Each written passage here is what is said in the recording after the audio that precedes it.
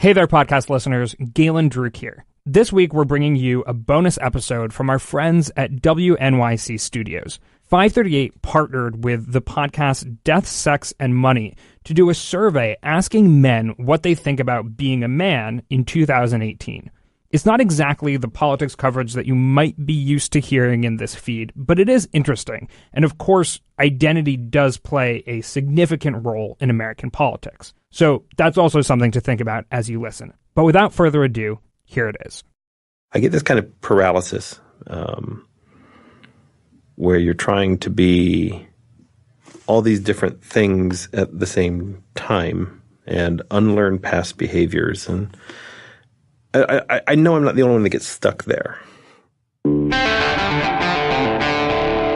This is Death, Sex, and Money. The definition of man is changing. The show from WNYC about the things we think about a lot. The sexual revolution has done a lot of damage. And need to talk about more. It's always been sort of like, oh, we do what we want, dudes, whatever. I'm Anna Sale. Dwayne is a 45-year-old man, but these days he's feeling a lot like an awkward teenager. I see a coworker who has an awesome dress, and I say they have an awesome dress, and I spend 30 minutes later going, is that okay? I don't know if that was okay, right? Dwayne is married, a father, and was raised in rural Ohio in a religious family. And he told me it feels like what he learned about how to be a man doesn't apply anymore. What I learned about being a man as a kid, I learned by watching, these older men, blaze a trail where they thought it was supposed to be and getting, halfway down that path and realizing it's terrible. And so I, blunder about blazing my own trail that I hope is better for the person who comes behind me. And so here I am, Dwayne emailed after we asked the men in our audience to answer the question, what's the most confusing thing about being a man today? We asked because we noticed there's a lot of conversation right now about men and how they should be or should not be. But I at least haven't been hearing a lot of conversation with men about that.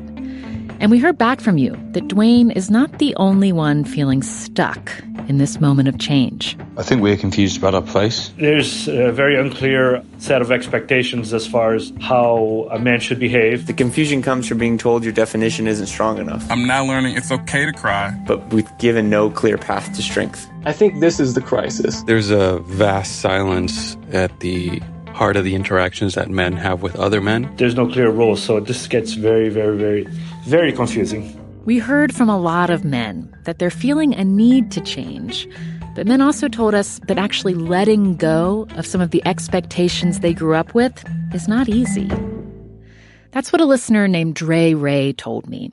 He's 47 now and owns a barber shop and rental properties in Oakland. But he wrote us about when he was just out of high school and selling drugs. He says he had to follow clear rules. As far as being a man, being tough, don't let nobody take advantage of you. If you was considered weak, it can lead to you eventually being murdered or kicked out the neighborhood. You can't be over here anymore. You're soft. This is not for you. Did it feel like you had to perform a certain way? Yeah, it did, because even though I grew up in that neighborhood, the people who sold drugs, they were of a different species. It was like they were real aggressive. I wasn't. I evolved into that. When I first started, I was a church boy. I was raised in the church. I actually sung in the choir. I can't sing, but I was either going to be the usher boy or the choir. So coming from that to this world was traumatic. It was also dangerous. Dre was involved in shootouts. His best friend was murdered. But he kept at it until he was running drug operations in his neighborhood. Money and status was everything, he wrote in his email. Without it, you were a loser, a bum. What if someone had said to you when you're 18 or 19, when you're a young man, like, you know what? It's okay if someone thinks you're soft. Do you think that would have been good advice or bad advice? In that particular environment and that moment in time, I probably would have said, so what, you think I'm soft or something? I don't know. It's unless it was someone of a higher economic, social standing to the point where I respected them. Like, okay, Michael Jordan back then was like, I idolized Michael Jordan. If Michael Jordan probably would have said something like that to me, then I might have listened to it. But just the average Joe, no.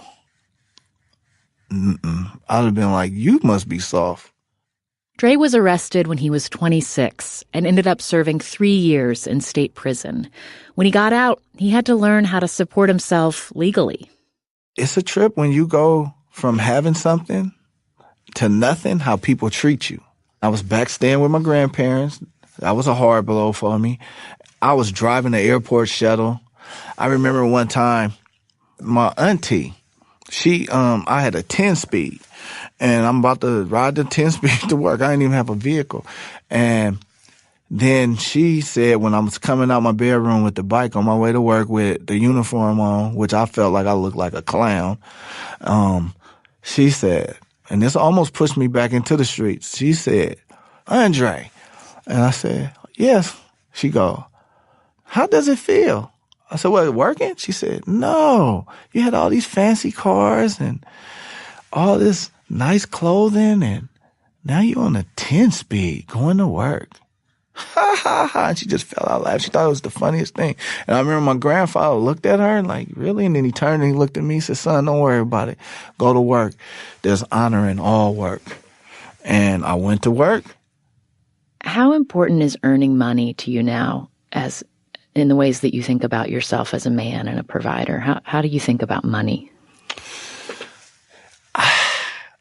I know that money isn't really that important, but it is important, right? It's like you need it to survive. It's like air and water.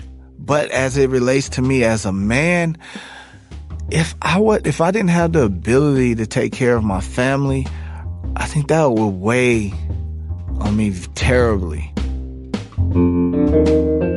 When a listener named David in Decatur, Georgia became a parent, he and his wife decided that she would be the financial provider for their family while he stayed home with the kids. The initial idea that my wife and I had that, this will be the obvious choice. And, these gender roles, they really are quite silly. Well, maybe, but maybe not. That was 19 years ago. Today, David says that even though being a stay-at-home dad was a choice he made freely, for him, it wasn't a good fit. It was clearly not as fulfilling for me as it was for my women friends who were stay-at-home moms. Oh, really? Like, what did you notice talking with them? They cared about the intricacies of it and derived some sort of emotional payoff from it that I never got. You can look at it this way. I was in a job that wasn't making me real happy, and I was pretty angry at myself for a variety of reasons, for having made the decision in the first place, and then for not being good at, stiff upper lip, just make it through it sport. Were there other men that you could talk to about this during that time? Here's the ironic thing. People, well-meaning, lovely people would say, oh, my friend Bob is a stay-at-home dad. You two should get together. Mm-hmm. And the internal reaction in my head was, I don't really like stay-at-home dads. Those guys are kind of weenies. You would think that. Correct. I know. So you never kind of made a friend with another guy who was staying home with his kids? Nope. Huh. Absolutely not. And was completely uninterested in doing so. A listener named Stephen Ameo lives outside Detroit, where his wife stays at home with their 2 kids. He's built a different sort of family than the one he grew up in, where his dad wasn't around at all. He was just absent when he left. I mean, I was 2, and my first memory of my father, unfortunately, is his hands around my mother's neck. It's almost like a dream when I look back. For Stephen, being a man is all about providing for his family. He works the overnight shift as a manager of a commercial cleaning company. I know I won't ever be able to give my girls all of what they want tangibly, but I know when they look at their father, they're going to see a man that treats his queen higher than any other woman. They're going to see a man that finds joy in hard work. That's what makes a man a man. You got to get up and you got to quit questioning things. Get up and do it. Don't complain what you don't have. Don't complain what you want. Don't complain that you get up and do it. Does it feel like for you that to feel that sense of groundedness in your identity as a man, that it's been important to have traditional gender roles in your family? Yes. So, my wife, every morning I wake up a little late because I get home a little late, and she brings me a coffee. You know, we sleep on a fold-out bed, a little small place we call home. And I say, babe, you don't need to bring me a coffee. And she says, it's an honor to. Okay? I come home, it's not that I'm not questioned, but I'm respected first. I'm appreciated first. They don't ever say, toughen up, you're tough, come on, be a boy, be a man, like, ever. It's horrible, you know? Jack Milligan is a kindergarten teacher in Boston and a trans man. At work, he tries to teach kids that they can be anything, no matter their gender. I want my boys to know if they grow up and they want to, be some sort of breadwinner, then they can, but they don't have to. They don't need to do these things. There's roles as nurturers. There's roles as caregivers. There's roles for all sorts of things. But in his own life, now that he's presenting as male, Jack's learned he has some constraints. Yeah, there's a long list of things I'm trying to just navigate through.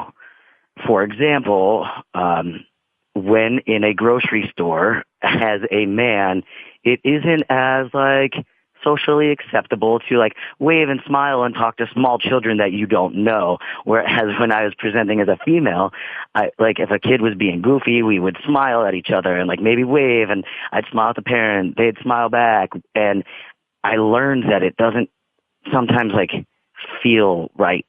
I can feel a feeling, and that's male performance that I have to be better at. He doesn't feel that pressure at work, though, especially with his students. To them, what kind of man he is just hasn't been a big deal. When I transitioned 3 years ago, the kids were just so much better than the adults about everything, about pronouns, about the response. I mean, I literally had just one kid tell me, oh, my mom told me about you, and then just gave me a thumbs up. Okay, thumbs up. Let's keep playing. Mm-hmm. That was it. Wow, parents are just still gee, he, oh, sorry, this, oh. And the kids are just seamless. They just went right about their business, and their gender norms are just so blurry, and I love it.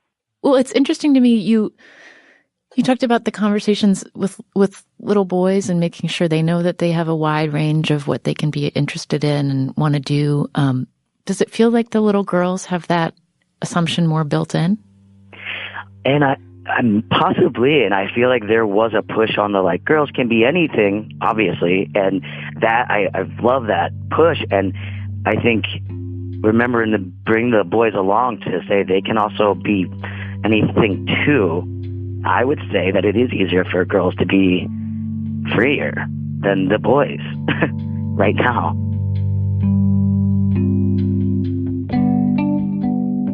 When a listener named Charles was a boy, he felt like he never got to choose what kind of guy to be. He remembers being told what being a man meant, and it wasn't good.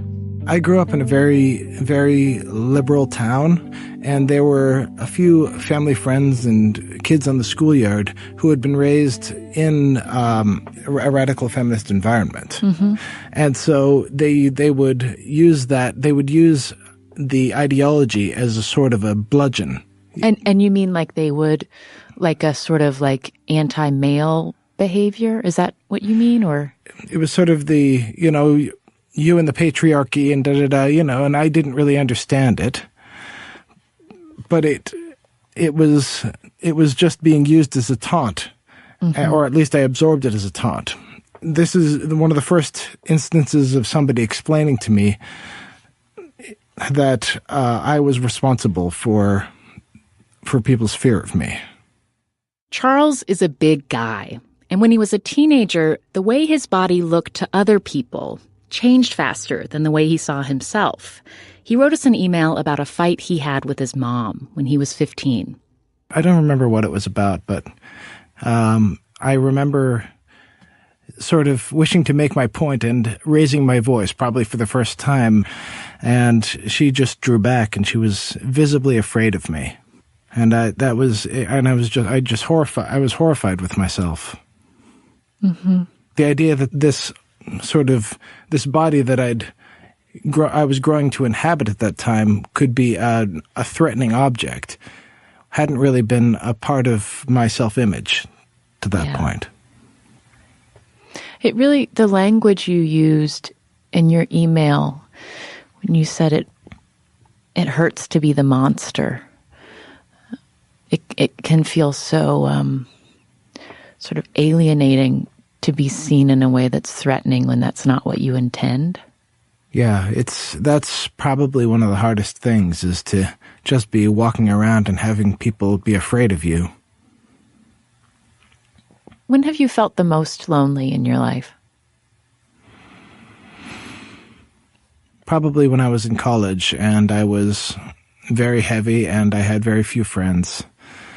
And I felt like there was no real chance to be a part of a society. Did you feel angry at that time, that you felt so cut out? Absolutely. I mean, I still feel angry when my anger is not an out of control smashing rage. It's just something cold that I feel inside of me. Mm-hmm. Where have you directed anger? Like, are there people or ways, things that you've been angry at? Not individual people. I've directed it at, this is, now we're getting really to the crux of it, because I do occasionally, when I'm really wallowing in it, find myself being angry not at any individual woman, but at women in general. And I recognize very easily how easy and how good it would feel to go down that path of becoming an outright misogynist. I do have to fight that back and understand that it's not something that is that makes sense. It's not anything that's real. And just help me understand, like in a moment where you're having a feeling you're not proud of, what does it sound like? I wish that people would not be so afraid of me. I wish that people wouldn't hate me. I hate them for hating me. Again, and then I catch myself, a blink of an eye later and recognize that I'm being stupid. But I do feel it.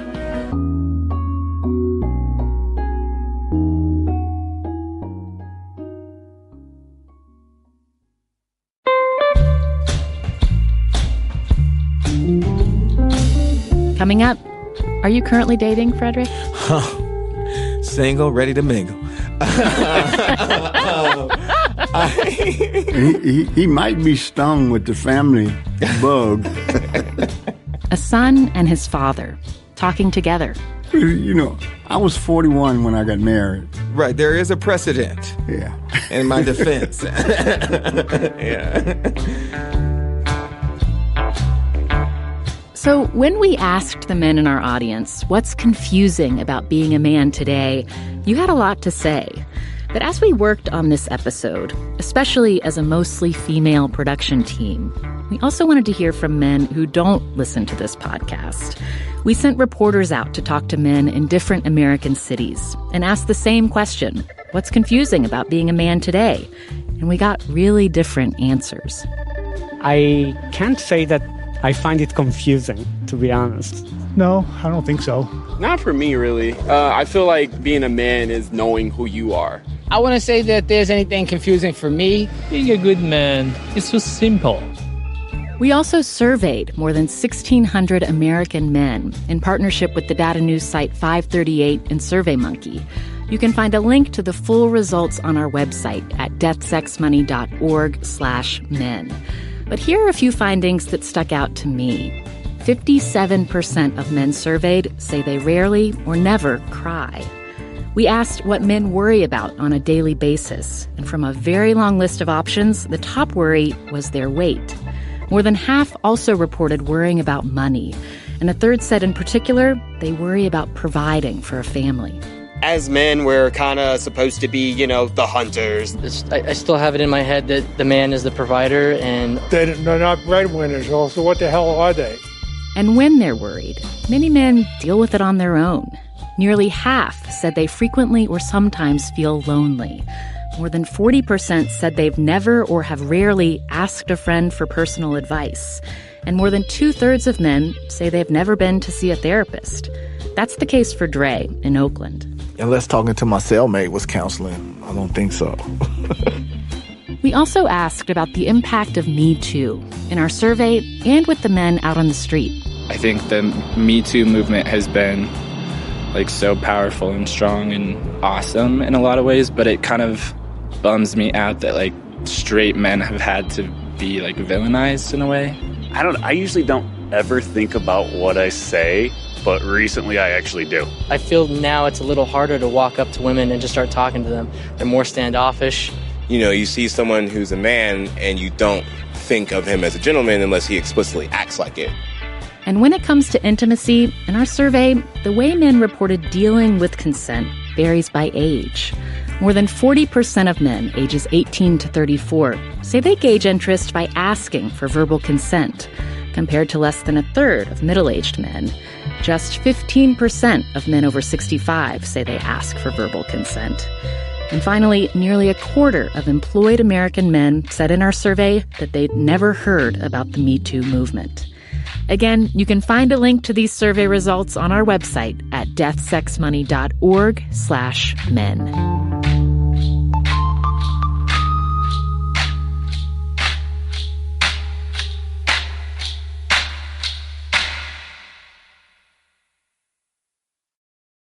I want to quickly give you a little more recommended listening about manhood now. The podcast Reply All from Gimlet recently did an excellent episode about the roots of the involuntary celibate or incel movement. They traced its origins back to a website set up by a shy, queer Canadian woman who was just trying to help people like her learn how to date. It's episode number 120. Go check it out to learn some really fascinating and disturbing history about manhood on the internet today. Again, that's from Reply All, a show that's all about the internet, but really it's about everything. And it's consistently great. I also loved their recent episode about the murky underworld of drug addiction treatment advertising. Listen to Reply All wherever you get your podcast. This is Death, Sex, and Money from WNYC. I'm Anna Sale. In our survey, most men, 6 in 10, said they got their ideas about how to be a good man from the first man they knew, their fathers. Like Frederick. He's 34 and living in Little Rock, Arkansas, where he grew up. He says he looked to his father as a model, even though for him, that left some gaps. I didn't grow up around any out gay men. And so I couldn't really imagine what a life would look like for me based on the men that I was encountering. I could probably think of at least 8 or 10 folk that was in our immediate area that were, at least to me, they were not secretive. That's Freeman, Frederick's dad. He and his son are nearly 50 years apart in age. When Freeman was growing up in segregated Little Rock in the 30s and 40s, he says he never got explicit instruction for how to be a man. It was just understood that it was about fitting in. I mean, we didn't sit down and have a class in terms of what it would require to be a good man. I mean, the conversations that you would hear in talking about who was a good man and who was not a good man. The shade. And which one that you were expected to follow was that was a conversation that you would hear. When it came to teaching his two sons how to be men, Freeman wanted Frederick and his brother to be active in the community, just like he'd been taught, which meant that his boys should play football. And so I didn't come to it by native interest. I was trying to be the boy that I thought that I was supposed to be, and probably was afraid that I was failing to be, more so than anything. The thing that I was interested in or thought was important was that they not be isolated from their peers in the community. Now, football was the activity in our neighborhood where all their peers were they were engaged in that. It's what everybody was doing. If they hadn't been engaged in that, they would have been about the only one at home after school. Yeah. I mean, in the whole neighborhood. The physical activities that I would have pursued probably would have isolated me from my community. I made requests to take gymnastics lessons. Eventually, gymnastics turned into wanting to take dance lessons. And I remember both wanting to explore my body in ways that didn't necessarily feel overtly male or masculine. I wanted to begin to sort of explore my body in that way, and I wanted sort of the privacy of that. And most of the spaces that I think my dad would have encouraged me to participate in did not allow for that kind of privacy. Frederick quit football after his freshman year, with his dad's blessing. He left Arkansas for college and just moved back earlier this year. Freeman also left when he was a young man. He was one of the first Peace Corps volunteers. And Frederick says he could feel how that time away shaped his father as a man.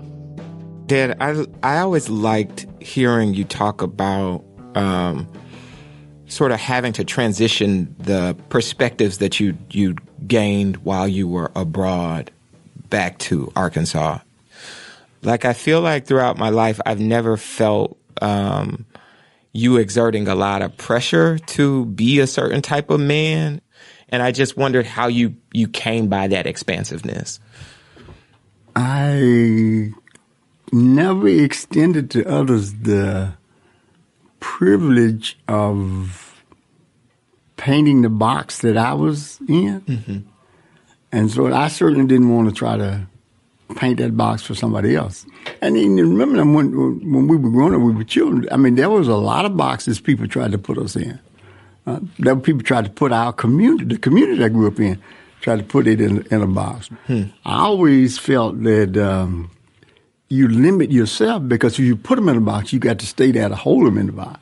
Otherwise, they'll just get out. And so, to me, that would be wasted energy. So, I always just felt that you give the person a support and let them go the direction that they that they wanted to go, or that they felt they needed to go. Just be yourself, I feel like, is really bad advice. I feel like people just say, oh, if you be yourself, you'll eventually find someone. And I feel like that's really, like, not true, to say the least. Alex just moved home to San Diego after finishing college, and he's feeling like he isn't measuring up as a man. I think in many ways I have not been a very successful man. I haven't really dated much. I'm still a virgin at age 23. I don't really have a job. I'm not exactly the most physically fit person in the entire world. So a lot of these things that you traditionally associate with masculinity, I don't really have any of those kind of things. Part of the problem, Alex told me, is he spends a lot of time online, where there's a lot to compare yourself to. I think the internet's the worst thing that's ever happened to this generation of people. I feel like it's kind of distorted a lot of the ways I see things. It's given me a lot of self-confidence issues about being a man. And it's shaped my thinking, because on the internet, for many, many years, up until recently, it was a very male-dominated space. Maybe not by numbers, but culturally. And so because of that, you see a lot of really toxic kind of ideologies floating around. It's really easy for them to gain a lot of traction. Is that something you consume? Yeah, kind of like people consume bad television. Is the way I describe it. It's kind of an entertainment for me. One of the things Alex reads is The Red Pill, a thread on Reddit where men ridicule women, deride feminism in general, and share advice on how to become what they call alpha males. Red Pill fundamentally believes that every single man, no matter who he may be, can work out and can improve themselves and actually be successful with women. So, Red Pill's danger is that it gives good advice, and so people always end up seeing that their advice kind of works, and then falling into the wider ideology along with it. Have you ever worried that you might fall into that? No. What do you get out of it? I'm just curious about the way these people think. It's just fascinating, especially to see the way that they've evolved over the years. But a lot of it also comes from maybe not feeling quite as alone in the world, knowing that men out there are also struggling. Maybe they come to the wrong answer, but it's not just me who kind of feels a little bit adrift. That's probably more of what it is. When a listener we're calling Luke was a young man in Los Angeles, he found his sense of identity as a man not on the internet, but in the bedroom. At that point, my sex drive was all-consuming. How many people I was sleeping with, it's sort of like that became my measure of manhood. Every place I went, I was looking at who was the most attractive, who might be available.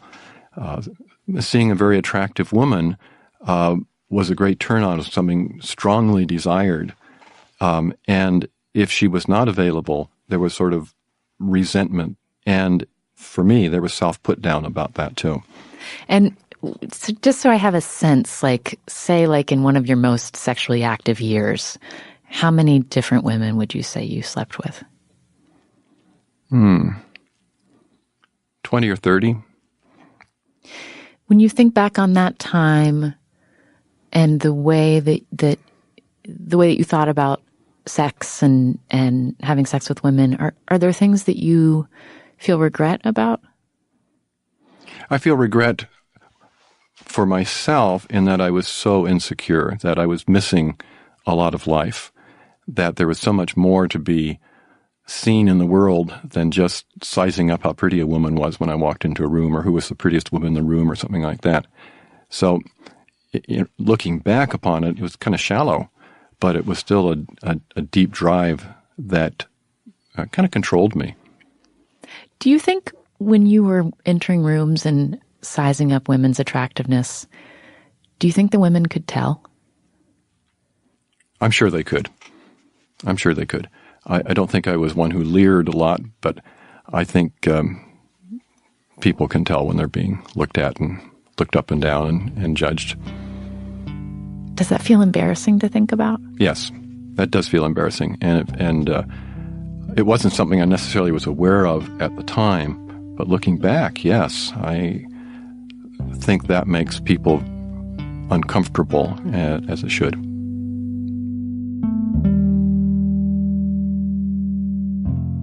How important is sex to you now at 71? That's one of the big identity issues that's faced me. It's actually the reason I responded to the call you put out, which I didn't expect to. I just sort of found myself sending this email because I'm finding my own big transition in my 70s because around sex, it is totally different. When I got into my certainly late 60s and now, my sex drive has diminished to a very low level. And then on top of that, a few years ago, I had to have surgery for prostate cancer, and I lost that sexual ability. Fortunately, because I don't have the drive to do much about it, but it's gone. And so as a man, part of what defined me for so many years, and I'm sure defines most men, is simply not there. Do you think it's changed the way you move through the world? It has a bit. I realize that I'm a sexually impotent older man. And so I'm really aware of that. The sense of moving around, partly invisible because I'm an older guy, and partly being reminded that I'm also impotent. I'm struck by how You said the word impotent without pause, and that word is so charged. Is that a word that you have easily embraced? Why do you use that word? Because that is reality, and you face reality. If you're going to be healthy with anything, you face what's real, and what's real for me is that impotence, and so I don't deny it. That's what I have right now. Impotence can be physical or existential, just a feeling of helplessness as a man. That's what a listener named Cisco wrote about in his email to us. Not his helplessness, but his dad's. When I think of my dad, he's sort of a diminutive guy. Like, he's not very large in stature. But I don't picture him as small. And growing up, he put a lot of emphasis on providing for us and keeping us safe. But when Cisco was in elementary school, his home was broken into while the whole family was there. This wasn't just a robbery. They were tied up and held at gunpoint. No one was hurt, but Cisco says the experience scarred his dad. He did everything that he possibly could in the time after that to make sure that we were safe, to try to make us feel safe. So he bought guns and had guns around the house. We installed an alarm system. We had floodlights put around our house that we turned on religiously. And so, we did all these things to try to feel safe. And it always felt a little bit better, but it never quite felt like enough. Was there a time in your life when you realized, I need to change some definitions in how I think about manhood or masculinity, or was it more just kind of, this is an outgrowth of the kind of kid you were and who you grew up to be? I think I feel like this is going to go down a rabbit hole a little bit, but we'll see where it takes us. Okay. This is when I was in middle school and high school. I spent a lot of time at church, a lot of time in youth group, all those kinds of things. And my faith has always been something that's really, really important to me. And the thing that's really complicated definitions has honestly been thinking about the way that people talk about God. And especially since we get to where we throw father language in with God language, and then all powerful and all those kinds of sort of superlative terms. At some point, I really wanted to reimagine some of that stuff, because I don't see enough capacity in those terms. That the words that you've had for God and what God has meant in your life have felt too small, and then to expand those is to also expand how you think of yourself as a man. Yeah. That maps onto this conversation pretty easily. I'll ask honestly, do women have conversations about what it means to be a woman? This is Dwayne again, from the start of the episode. I feel, not directly in those words, but there's a lot around work, motherhood, ambition, caregiving, which I feel like I know is really about, we're talking about what it is to be a woman, but we don't say, tell me. Right. And that's the reason sort of I poked at that just a little bit, because I don't think of it as conversations about how to be a man. You kind of learn what you're supposed to do, but nobody tells you anything. My father, when he got angry, he yelled. His father, when he got angry, he yelled and threw things. There was always sort of this hint of justification that his father was worse And somehow his improvement was better and forgivable. Like that makes it okay. And then one last question, and that is, when you think about being a man now versus being a man in your father's generation, do you think it's gotten easier or harder? I'm going to say harder. And the only reason I'm going to say harder is when you're not self-aware, it's fine. When you don't realize you're the asshole in the room, it's fine, right? When you don't have people pointing out that your bad behavior is bad, there's nothing wrong.